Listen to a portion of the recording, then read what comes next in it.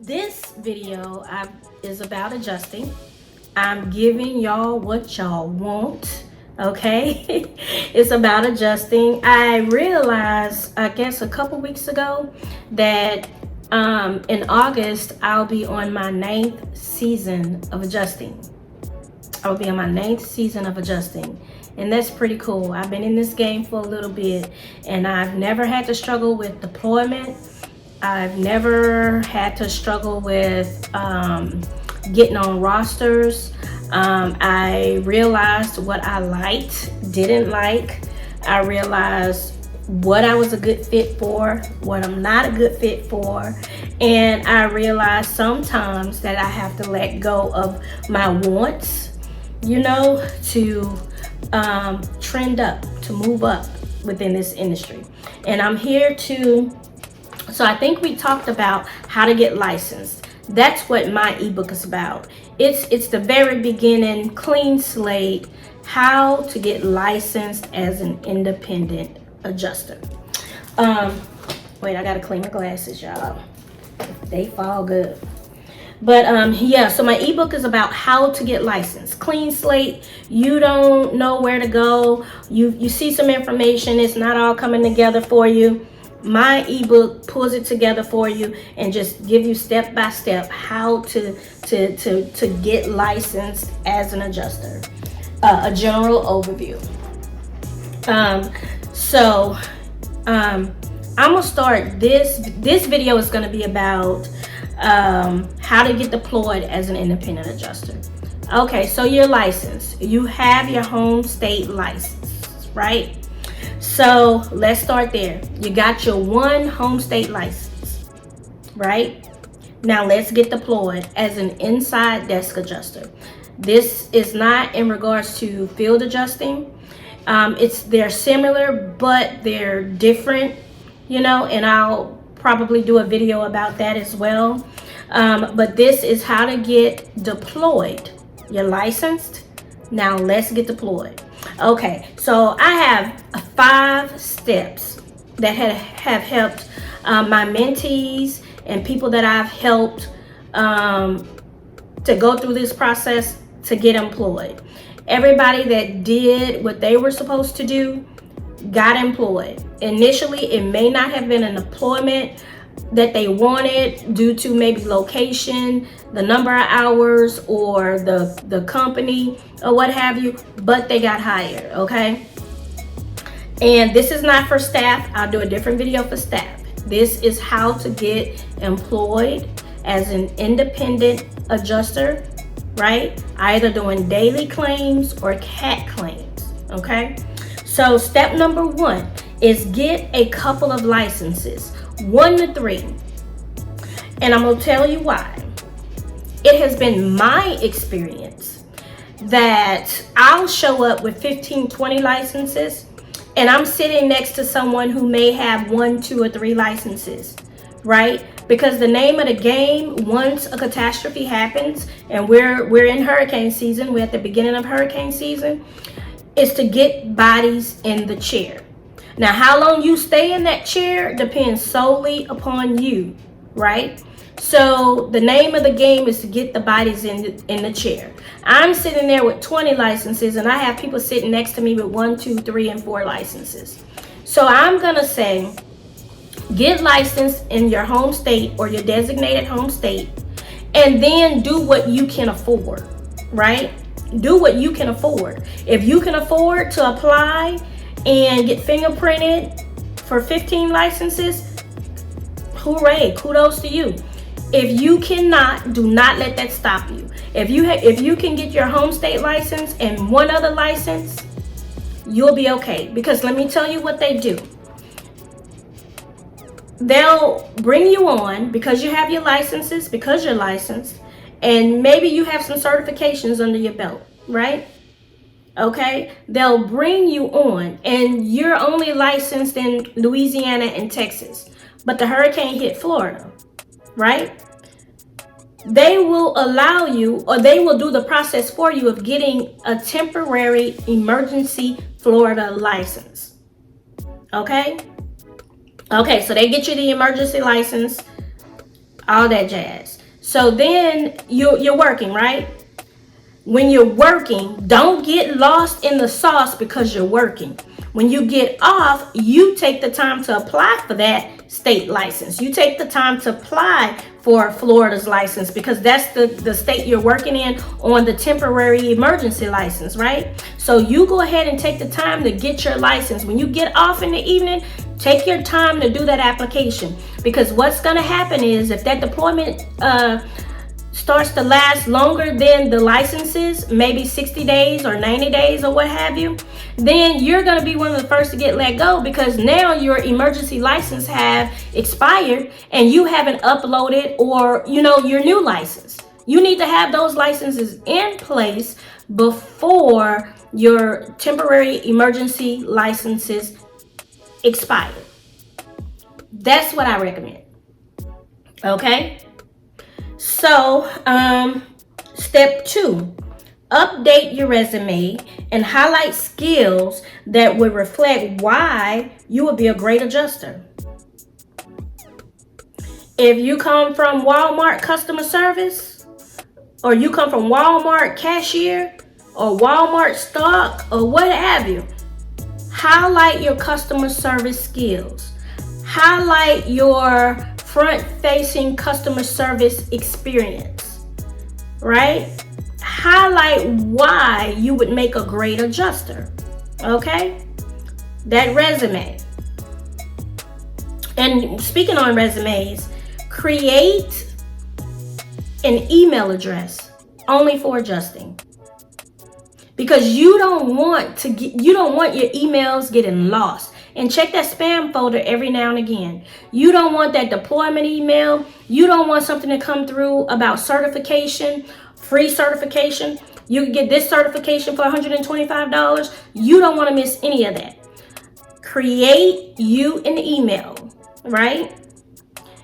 And use it only for adjusting. Use it for your rosters, getting on rosters and corresponding back and forth. Okay? Number 3, start applying to IA firms and TPA firms. Okay? I used to always talk about IA firms, right? Such as Alacrity, EA Renfro, Pilot, Warlock, like all those companies. And I'm still with them. I'm still there. I'm still right there with them. But I'm not working with them this time. This deployment, I'm working with a TPA. I'm working with a TPA. The need is so vast that they're not only just going through or to, the insurance companies are not only going to or through the independent adjusting firms, they are reaching out to the TPAs as well. Okay? TPAs, Littleton Group, The Best IRS, Insurance Placement, just use Google. There's so many of those out there. I'm currently working with the TPA. I am making more than I've made. Well, I'm not gonna say that.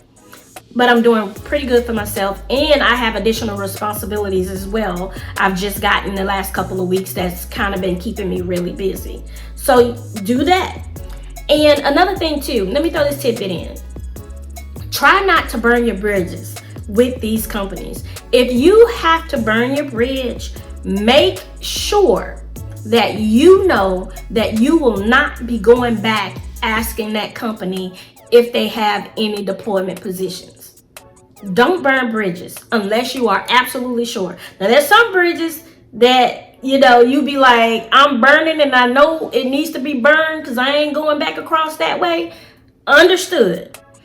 But before you do that, just make sure that, just watch the bridges you burn. Because although this industry is vast, they're intertwined and connected, and word spread fast. Because a lot of people, I talk to people that's working for so I've made so many connections, and I network with so many people because I've been doing this for so long. I can tell you pretty much what's going on with all of the top dogs and some of the small ones too. Because we all talk. We have a group chat. You know, we help each other get deployed. If they need a team lead, you know, a supervisor, we help each other out by recommending each other. You go in there, you make yourself good, and your word is bond to them. And then I say, hey, there's like, we're starting another group. We need another team lead or a supervisor. Oh, I got somebody. Let me get her to shoot your resume. Build relationships. You cannot survive as an independent cat adjuster sitting on an island by yourself. You have to build relationships, right? You have to network. Number 4, when they start reaching out to you, be responsive, right? If they send you, and I know this because one of my mentees right now is not being responsive. I have access to her email for adjusting, and she's not being responsive. And I have her, she actually applied to get on the roster 1 month before someone else. And I got someone else that's already done with a certification. She didn't do the steps in the beginning. Take this course, take this lesson, do this, respond to us by this date. She's not doing it. So her process is slowed down, you know, and I'm not doing it for her. She has to do it. So be responsive. Do what they ask of you in that application process. Then, once you're on those rosters with these different companies, look out for the certifications that they offer. They may offer free certifications. They may offer certifications where you have to pay. That's okay. You have to invest in yourself because this is a lucrative field. You'll get that money back 10-fold, 20-fold, 100-fold. I promise you, as long as you do what you have to do. Get those certifications. Don't ask me about Xactimate or Symbility or anything like that, because as an inside desk adjuster, I'm not going to say I haven't used it in a couple years, right? I haven't used it in a couple years. But if you get to the point where you need it, they'll do a training. The first time I used Xactimate, the company held a training right there where we were working. Because all I had to do was know how to go in and examine the file and pull out what I needed that was entered by the field adjuster. Pull his reports, look at the pictures of the damages, the time of report loss, just all those different things. They gave us training on how to do that, a 3-day training on how to do that. Then after that, I went and got Xactimate certified. Haven't used Xactimate in 3 years. Haven't used it in 3 years. So as an inside desk adjuster, take your claim handling, right? Learn how to handle those claims.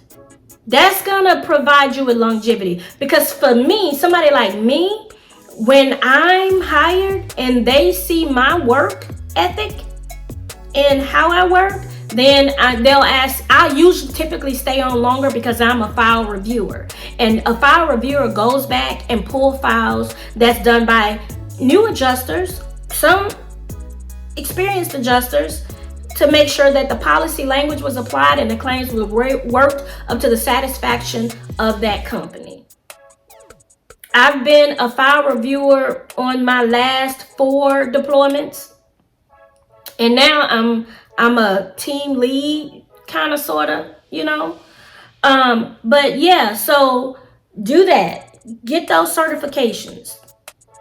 Get those certifications. They look great on your resume, and they go from company to company. If you get ECTA State Farm certification, you stay good with State Farm, that goes from company to company. That's yours. You earned it. That's yours. You earned it. So those are my 5 steps to getting deployed as an independent desk adjuster. If y'all have any questions about anything else, something that I missed, drop it in the comments below. I would love to answer them.